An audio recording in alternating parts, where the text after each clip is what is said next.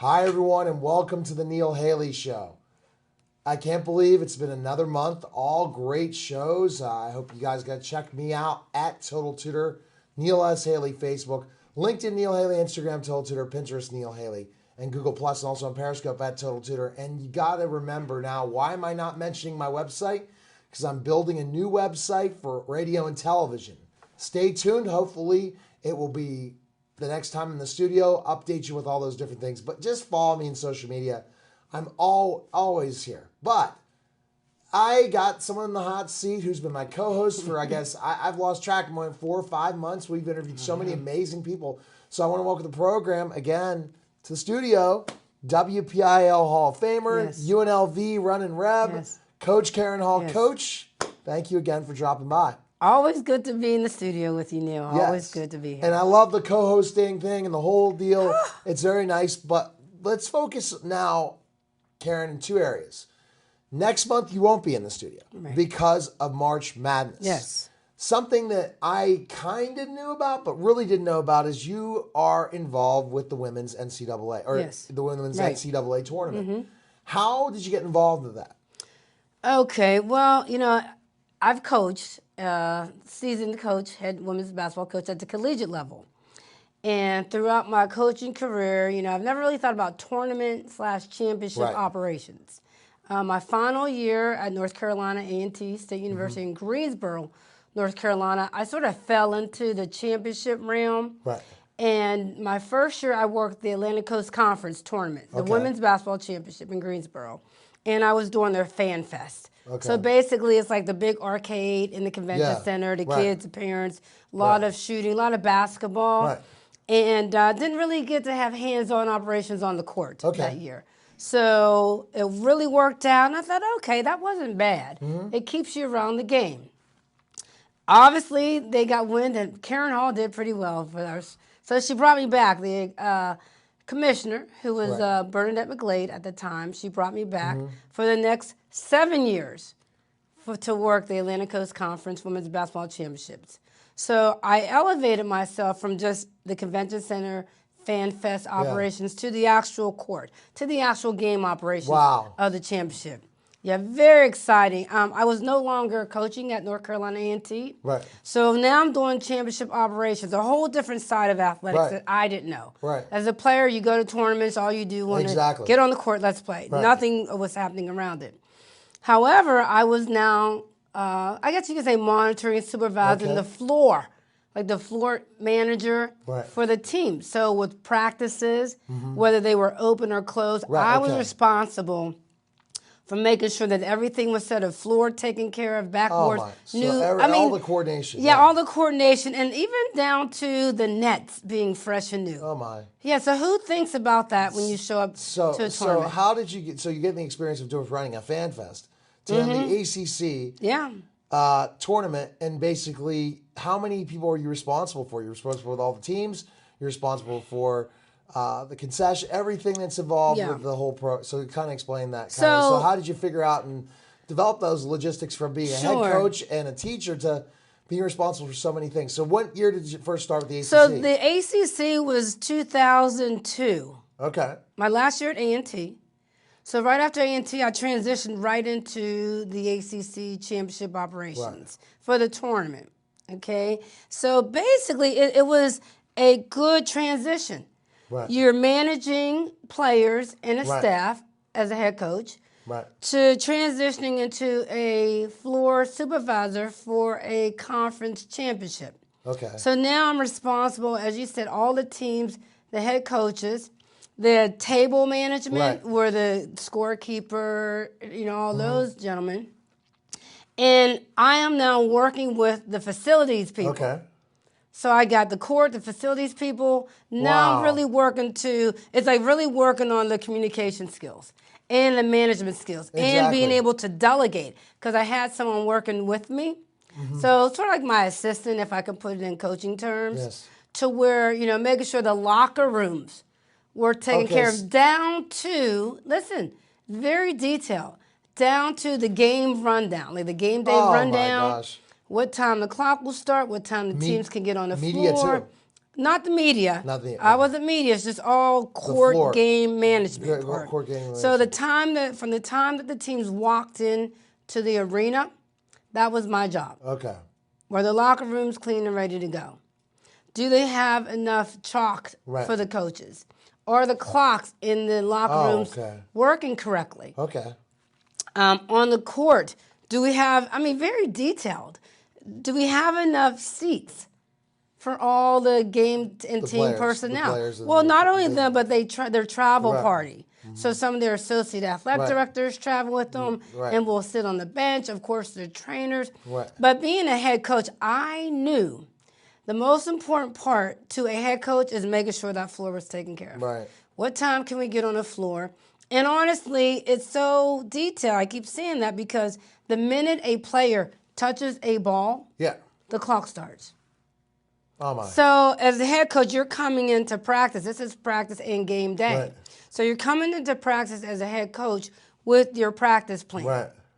Knowing, because this tournament, no advantage for any team, Exactly. that you have 20 minutes, or if it's shoot around, maybe 10 my. minutes to execute your plan. But if a player, say probably a freshman, doesn't know, and they come out on the court, because that's what Exactly. we're used to, come out on the court, get the ball, start shooting around. Right. But the minute they do that in tournament time, the clock starts, which could mean that the rest of the team is not on the court. The coaches aren't ready to Right. bring the Okay. team together. But what you're doing, you're losing that game management time as the coach. So everything's ready for you. So you want everything to be lined up, Lined up. so that you knew as a head coach Yes. that you had to do that. Yeah. You knew that as a head coach that's how it was pretty much That's working. the important part. And as a former player, as a head coach, I was the person who, maybe if the kid was a freshman or seniors, kids get silly. If they came down to the court and was coming towards the basketballs, Exactly. don't touch the balls yet. Like, Right. I will tell them that. Because if not, the coach's game plan, it's out the window. Now it's rushed. And this is possibly pregame warm or a shoot around towards your last shoot around before the game that afternoon or that evening. So it's very important Right. time. So making sure that the court is ready and that the balls are ready. Right. And that the clock starts and you get the sufficient time that you're designated. I mean, it's down to the second. If you're So you're letting them know at the time when they need to go onto the Exactly. floor. Like, so say, okay, here's your shoot around. Okay, the shoot around's, the warm up's over. You got to Right. go back to your locker rooms. Now it's time to come back out. So how many people were working for you while you're trying to manage it all was this? just myself and another person. That's it? That's it. It's very simple, but it's systematic. So the preparation time is The preparation time it happens before everyone gets there. So you're showing up at the arena about 7, 8 o'clock a.m. So Right. you're literally one of the first people in the arena.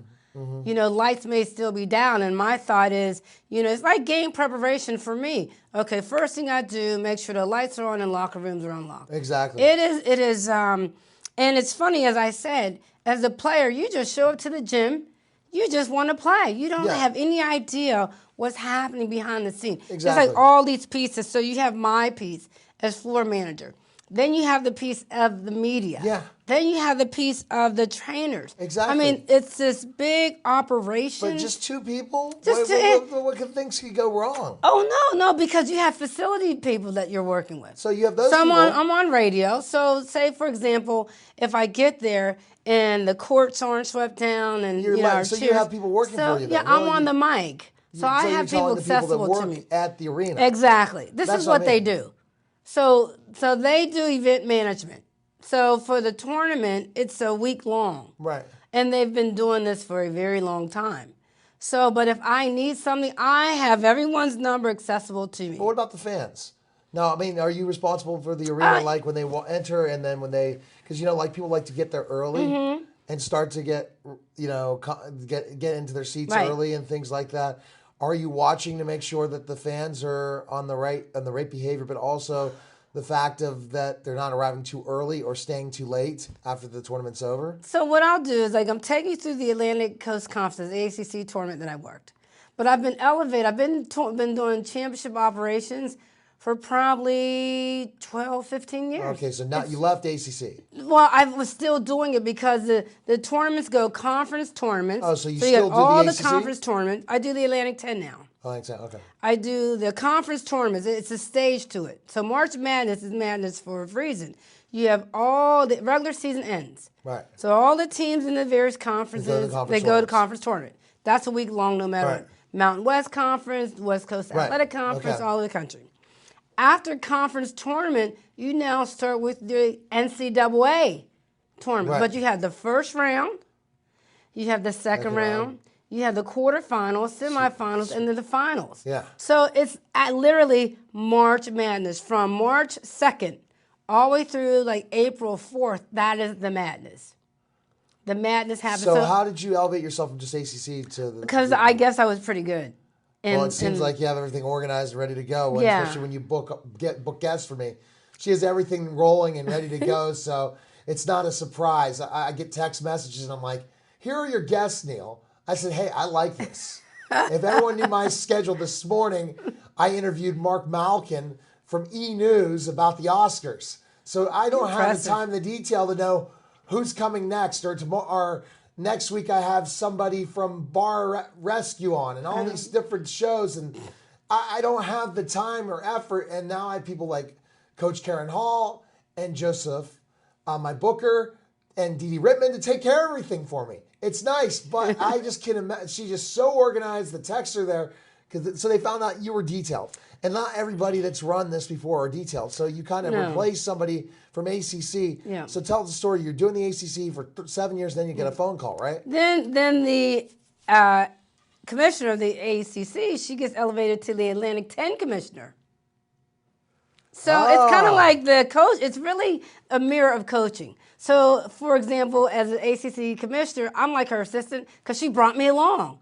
So coaches who go from maybe a mid-level to a high level So major. Why would Atlantic 10 be a bigger jump than ACC? Because she was actually the associate commissioner. Oh, so she was the associate commissioner. You were head responsible of the ACC tournament. But she took you with you to the Atlantic 10. Yeah, because she elevated. She went from associate commissioner. So John Swafford is still the commissioner of the ACC. Mm-hmm. Okay, she was right underneath the hip as the associate commissioner, not yet the woman. Right. So she became the woman as commissioner of the entire Atlantic 10 conference. That means all the sports, all the coaches. Like she is the one. So because I did a great job for her at the ACC in terms of the championship tournaments, she goes, listen, I want you coming with us when we start the A10 tournament. So I've done the ACC women. Right. I've done the Atlantic 10 women, which I will do starting next week. And then when we get back, we're going to find out what more we're going to. Wow. Yeah. This is amazing. I thought, she was working for the tournament, not running the arena. Yeah. Oh, my gosh. And she doesn't tell me any of the stuff when we taught at St. Agnes. And I don't know if she knew all about me at all either. And then she somehow looked me up and said, well, doesn't he have a little radio show over at WRCT? No. It's more than that. All right, so we get back. More Neil Haley Show. You're watching the Neil Haley Show and also listening to the Total Celebrity Show. We'll be back in just a moment.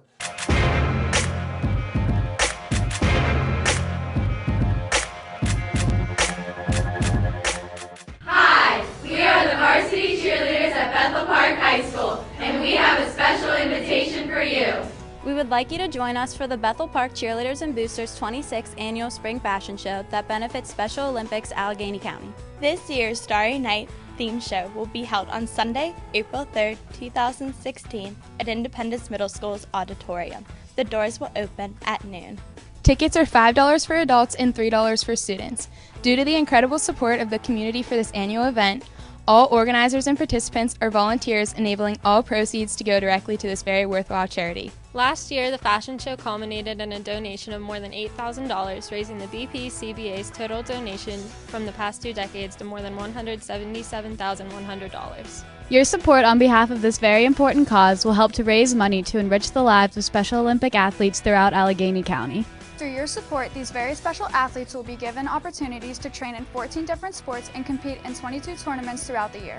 Each year, we invite an ambassador to participate in this exciting charitable event. This year, we have 2 special guests. We are pleased to introduce our 2016 Special Olympic athletes. Here is Andy and Ellie. Both Andy and Ellie live in Bethel Park and are a part of our community and schools. There is a wonderful afternoon planned with fashions and many local retailers. Please come to our fashion show and watch us. Please support Special Olympics of Allegheny County and my fellow athletes. There's also a fabulous basket auction and light refreshments. Our primary source of fundraising comes from the basket auction segment of the show, where the baskets are comprised of items donated by local businesses. We hope to see you at the 26th Annual Bethel Park Cheerleaders and Boosters Fashion Show benefiting Special Olympics Allegheny County on Sunday, April 3rd, commencing at 1 p.m. at Independence Middle School. For tickets, please see any Bethel Park cheerleader or call 412-292-4013. Please support Special Olympics. Come see us. Go Hawks!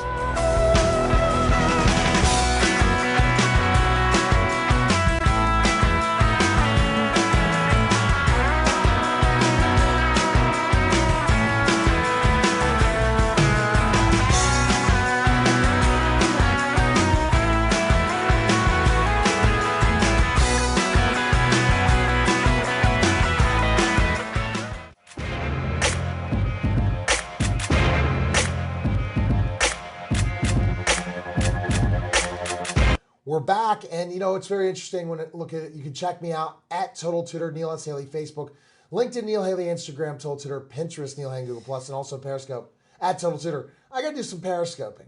I haven't. I got to make that a part of my daily routine.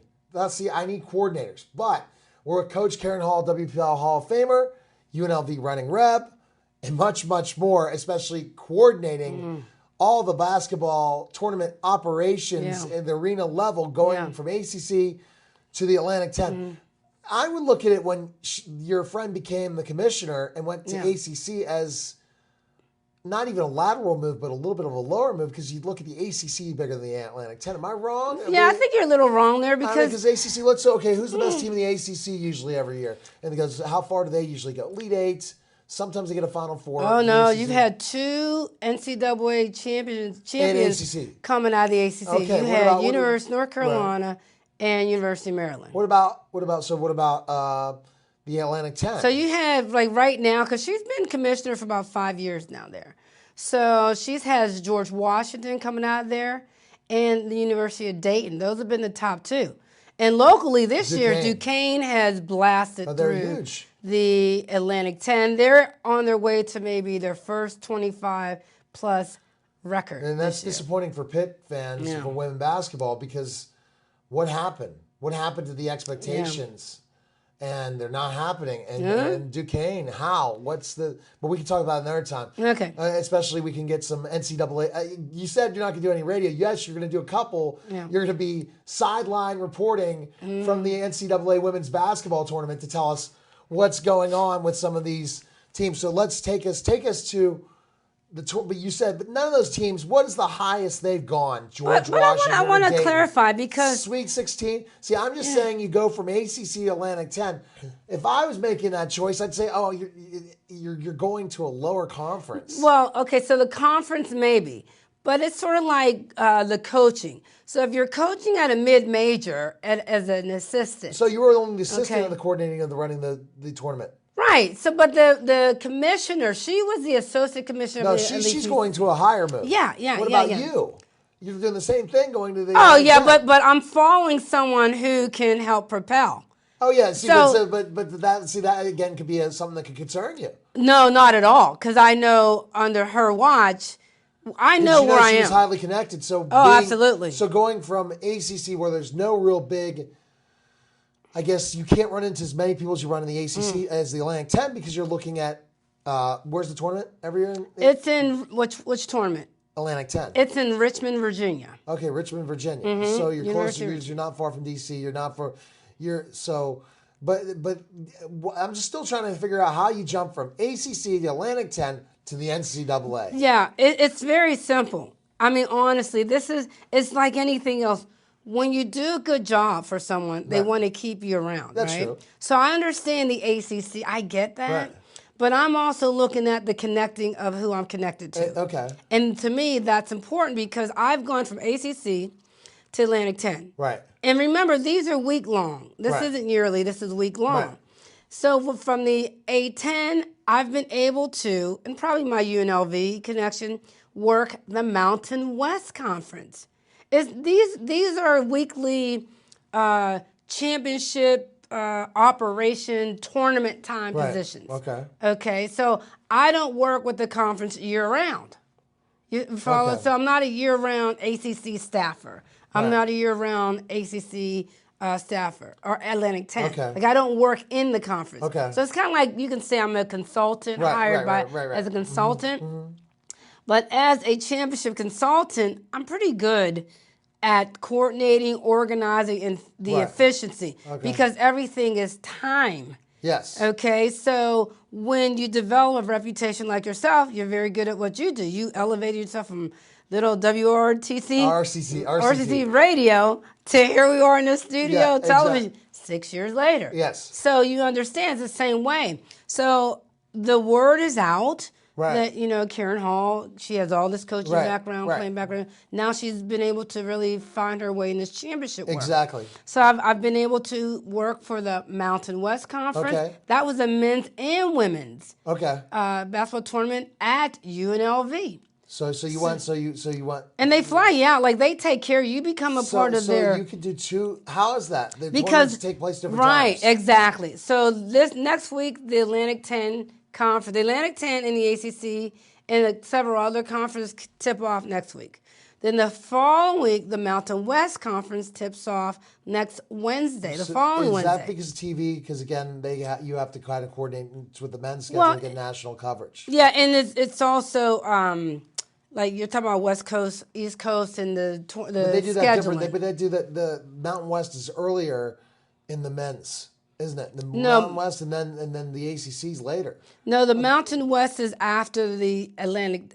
The ACC Atlantic and Atlantic 10 men are the same week as the Mountain West men, because the Mountain West men's basketball and women's basketball tournament is the same week at the same location. Okay. So it's like double headers. The games are double the headers. way they're scheduled, it just works out that you can hit both tournaments. Yeah, because if I get to actually decide, honestly, where I want to work. So I've decided I'll do Atlantic 10 because they called me early. And now the Mountain West, I got to look at the schedule. Who's overlapping? Which conference is overlapping? Because a lot of the conferences are at the same time. Absolutely. So I can't do all of them. Right. So the Mountain West, the connection to me is I get to go back to Las Vegas. Right. And So that's where the championship is. that's where the conference championship is, at UNLV. At the same time out west, you have the West Coast Conference Championship Tournament that's held on the Strip at the New Orleans Hotel. So they've built, and the West Coast Athletic Conference is at the So by doing Mirage. two tournaments, Mhm. that propelled you. Oh, you're organizing things so well. Let's go to the next level. And then, but I NCAA. get to do different areas. So Atlantic 10, I'm doing operations on the floor. The Mountain West, I get to do media. Oh, so you do media? at Oh, Mountain West. yeah. So I do the press conferences. I can do several things. I could. So tell us how you can coordinate those press conferences. Yeah, so basically the sports information officers of each team, Right. like they'll have the losing team come in first. Right. And then, so the team chooses which player, which coach. So I could moderate the press conference. And, that's pretty fun because Yeah. you really get to control questions. So you said from next question. You did that. I did that. Yeah, that was really exciting. Or I was the timer. So now I'm timing the press conferences so we can get the losing team out, winning teams Right. on deck. Let's go. Okay, that's Mountain West. Let me take you further. Okay. This championship is intense. I don't think people realize because you just watch it, how much Right. goes into it. So I've also the Women's National Invitational Tournament. Okay. Otherwise called the WNIT. The men have Yes. the NIT, the women have the WNIT. Yes. That's before the NCAA. That is for those teams that did the 64 Right, teams didn't that make did it. not but, make it. But it's before the NCAA, a couple days before. Yeah, after selection, yeah, kind of like it's going on simultaneously. Yeah. First round goes on, and the next week So you go to- WNIT so can start. how'd you hook up the WNIT? A former coach friend of mine played like WBDL and met, one of the conference commissioners of the WNIT, and she knew I did championships. Okay. The connection. The basketball is all about the circle. Right, exactly. That's the way I kind of get my celebrity interviews is from the next big one. Yes. Talking to somebody and saying, wow, I could get this person next. Exactly. I could get this next person. Like I'm working right now on Linda McMahon. That's the wife of Vince McMahon. Wow. I've worked for Vince once doing WWF TV, which I guess we always have to call it WWE, even though it wasn't WWE when I wrestled there. And then now I have Linda McMahon, but I had to show my resume of different people to do it. Same thing comes with social media. When I have success in social media or tutoring, the next big client comes, the next big, because you've done something. So your reputation is speaking volumes. Yes. So WNIT comes. I am the you in supervisor. finals? I am supervising. Like I get the phone call to go to Penn State to supervise the game. Everything is my responsibility. Okay. So anything that goes on with the WNIT, like the Penn State sporting officials, they'll come to me and say, we're having this issue. How would you like us to proceed? Because I'm representative of the WNIT. The WNIT offices are in Colorado. So there's WNIT site supervisors all around the country. I happen to be one of them. So a question I have to ask you is, why am I not, I guess, getting any of the top women's coaches then if you're connected to everyone in all these places? It's what you want. Tell me who you want, what you want. I did. I want Gino. I did disclose that to you. Let's let him win a championship first. Okay, well, let him his 11th championship. But so in the off season of women's basketball, you have pretty much a different situation than now. Yes, we can get coaches, Division I coaches. We can get NCAA officials. It is who you want. The beauty of my athletic career is that not only have I played, and ADs too. Not only have I coached, but I've done championship tournaments. I've met senior associate athletes, like all these different types of people in positions that now they could be on our radio show. Wow. Locally, we could have some of them come into the studio. It's what we want. Okay, so WNIT, this is going to be we're going to have part 2 next week because I've already made that decision. Because we'll talk about something else, but this half hour. I didn't even get to NCAA. I told you I was working my way to the NCAA. We have 50,000 different stories, but if you want to be connected to Coach Karen Hall, especially with her training, do you think if you're a girls basketball player right now, you wouldn't want Karen Hall to train you? Because I'm just saying that before the show's over. Because she could pick up the phone and call all these people. Yeah. Unbelievable connection. Yeah. So next week will be part 2. And I'll still have the cough. It's been a 4-week cough. Isn't that just great? But I just keep on going. And I have little tickles now. But so be it. You can check me out again at Total Tutor, Neil S. Haley, Facebook. LinkedIn, Neil Haley, Instagram, Total Tutor, Pinterest, Neil and Google+. And part 2 next week of Coach Karen Hall. And Coach, yes. I'm just interested to know, you've been throwing all this information out here, and I had no idea. And now we're seeing that. It's interesting. It's not a full-time gig for you just doing that stuff, but that's great experience for, I guess, your next journey, which we'll be talking about. Right, that journey for sure. And we've not. Have you come up with your Twitter handle yet? So that we can be promoting. We'll have to make it creative. I have to come up with something very creative and catchy. Coach Karen Hall would be cool? Add the number 32. At number 32, I'm sure. So we'll just say you can follow her at Coach Karen Hall, the number 32. Take care, guys. We'll see you next week.